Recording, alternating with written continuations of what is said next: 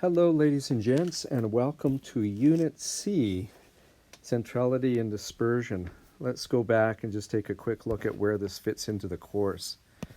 So back at the very beginning here, I showed you this diagram, which shows us our course, and we are, let me change colors here. We are right in here right now in descriptive stats, and we just finished Unit G, and now we're going to take a look at C in descriptive stats. So that's where we're at. I'm just going to get rid of some of those lines there. And we're going to go to the appropriate page. There we go.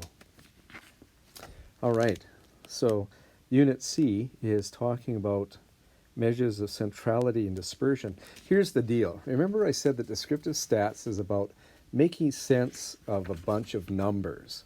So you got a mass of 10,000 numbers or something. How do you make sense of them? How do you describe them?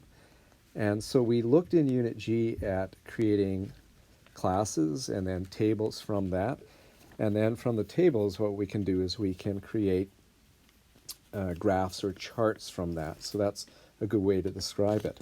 But Unit C looks at, are there singular measures that we can use to describe the data?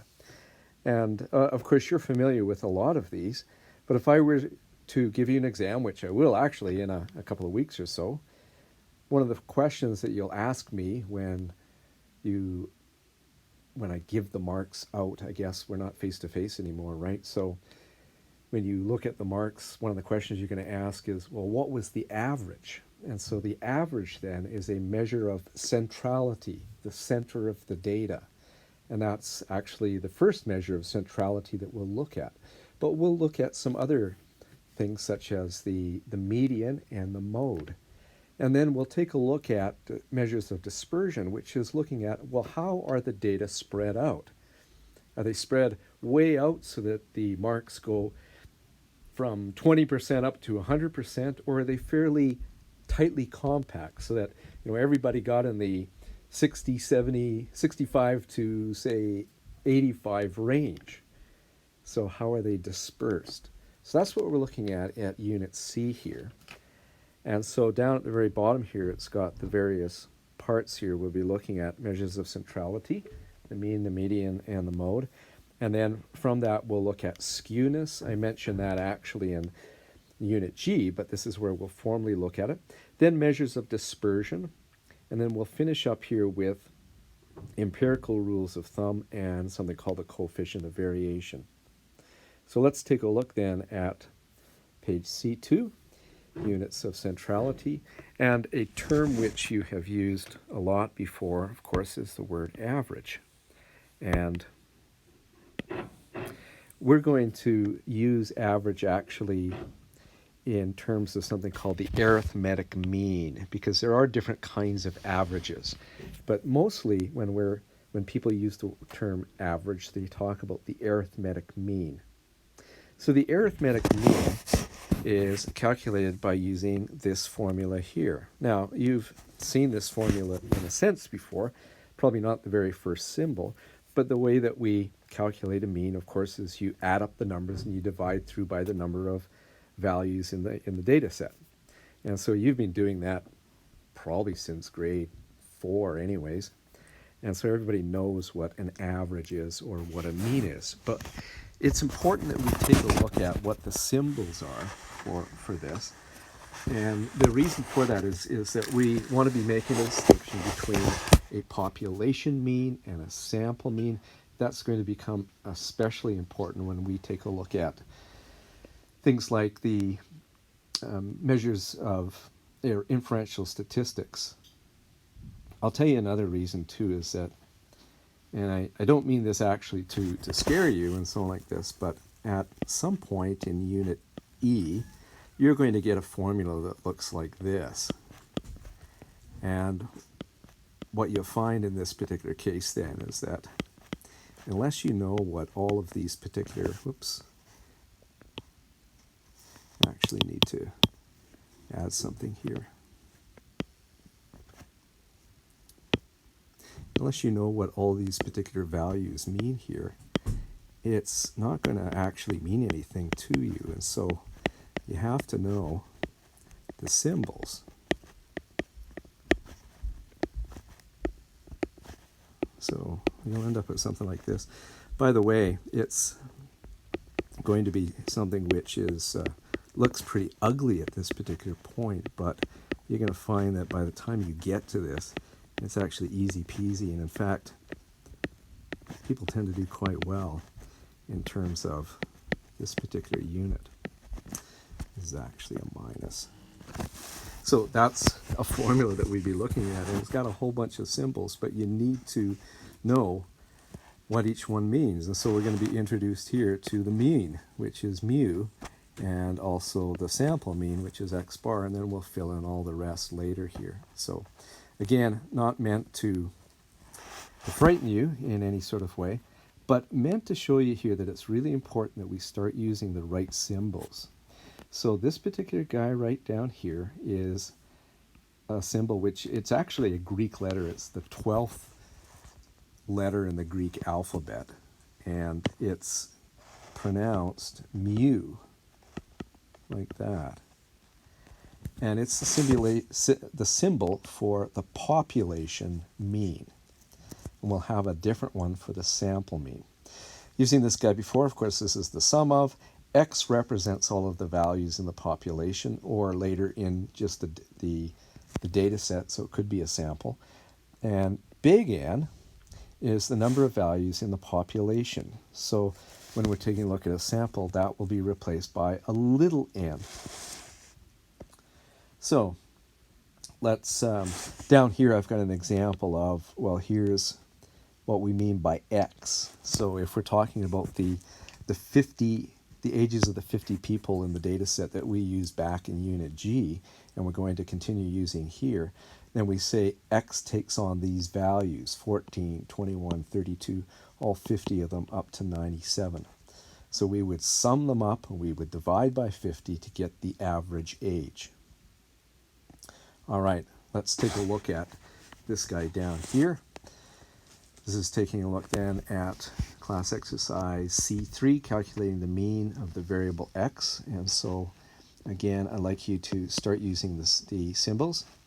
Mu is equal to sum of x over n. And so that's going to be equal to 3 plus 4 plus 4, all the way up to 17, divided by 1, 2, 3, 4, 5, 6, 7, 8, 9. So there's 9 values there. And that comes to 3, 4, 5, 6, 7, 8 values, pardon me. So that comes to 72 divided by 8, gives us a mean of 9.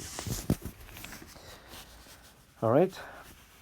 By the way, when you're doing this on an exam and you're typing things out, you could just simply write down something like this. You could say mu is equal to the sum of x divided by n. This should be a capital N.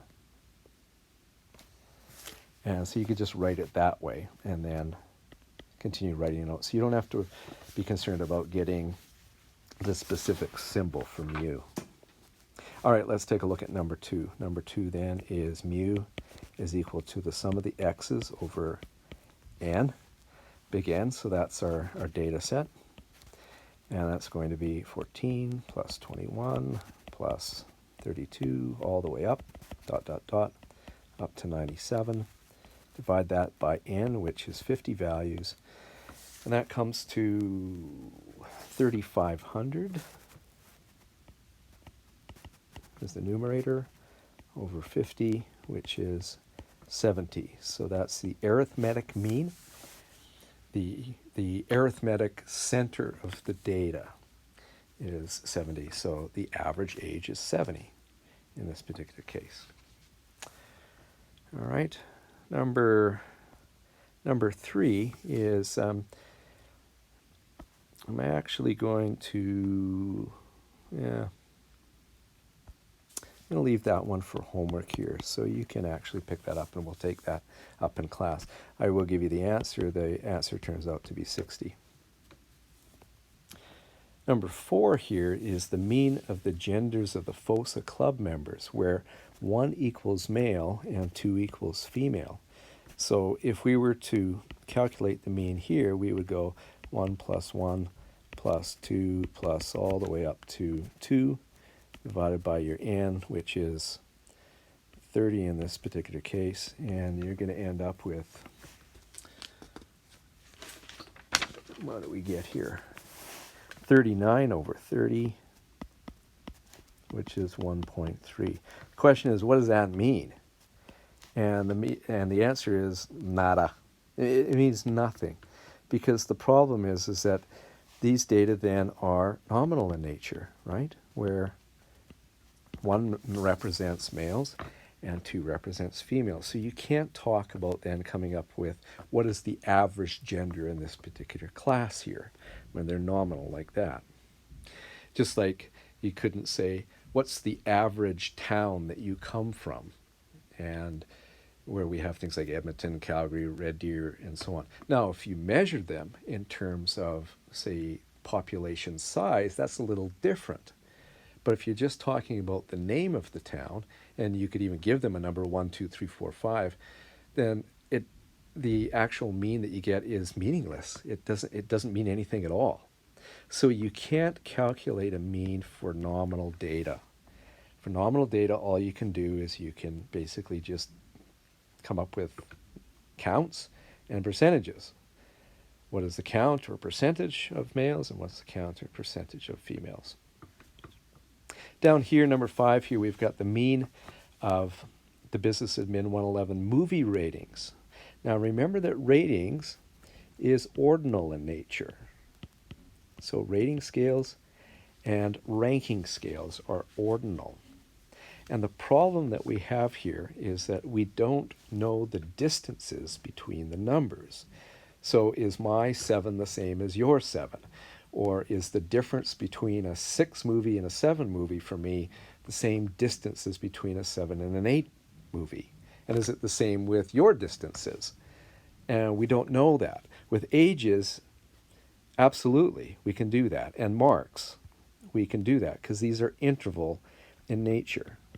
And with interval data, you can calculate means and standard deviations later.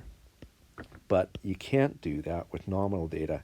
And with ordinal data, let's go and actually do the calculation and see what we get. So we can have 7 plus 9 plus 8 plus ... all the way up to 5. I think there's 80 values here. There's a couple of stars which mean that they're just missing values, so you can ignore those. And we'll get 541 over 80, which is 6.76. Now, the thing I want you to note about this is that there's some value in terms of calculating an average. What this is saying is that this particular movie is rated fairly good. It's not a terrific movie considered by most people, but it's a pretty good movie. So somewhere in the high 6s, somewhere between a 6 and a 7. What people tend to do, though, is they'll often write the answer according to what your calculator gives, and so I don't know what the other numbers are and so on, but they'll do this kind of thing. So you take it out to 8 decimal places, and that's just goofy. Because remember, we don't even know the difference between a 6 and a 7. So at very most, I mean, what I tend to do is I would round this to 1 decimal place at the most, and recognize that even that is subject to some interpretation. What's 0.8 of an ordinal value here? And especially when you get into the hundreds and thousands and so on like this, it's meaningless. So it gives you a rough idea, but there's a disclaimer here in that the level of precision really isn't there when you're talking about ordinal data and calculating means. So calculating means for ordinal data, not really statistically accurate. However, people do tend to do that. All right, the next one here then is the net sales of the top 30 Canadian publicly traded firms here. And so mu is equal to the sum of the x's over n, and that's equal to 12,381 and all the way up to 72. And there is, how many of these guys are there? There's 30 of them. And so that comes to 43,348 divided by 30, and that is 1444.93. So here's the thing I want you to note. Where does that fall? Well, it falls right in here. That 1400 is right up there. Here's a problem, we talked briefly about this in a previous unit, and that is that you're dealing with skewed data. You've got these things which are outliers, especially these guys right here. Now, we will define skewness later in this particular unit, but what's happening is the high incomes here are pulling the average up away from the center of the physical center of the data. And that's why we'll be using a median as well to take a look at a measure of centrality. Just before we end this particular mini lesson here, I want you to note here that when we're talking about a population, this is the formula that we use. So mu, whenever you see a Greek letter on the left-hand side, you're typically dealing with a population value. And then you've got a capital N. Down here, we use this thing called X bar. And we actually pronounce it X bar. Statisticians are a practical lot. X with a bar over top. And so you could actually write it as X bar if you're, say, writing this in an exam, is equal to the sum of x's over little n. So little n is the number of values in a sample, and that is distinguished from big N, which is the number of values in the whole population. The population doesn't necessarily mean everybody in Red Deer or everybody in Canada, just the group that you're interested in studying. So if I'm looking at just my 306 class, then that's my population, right? If I'm looking at my 306 class as a sample of business students across the province, it actually wouldn't be a very good random sample, poor sampling design, but in that particular case it would be a little n. But generally when we are calculating class averages and things like that, then it's a big N. And I think that's where we're going to end this particular lesson. The next one we'll take a look at the mean of grouped data.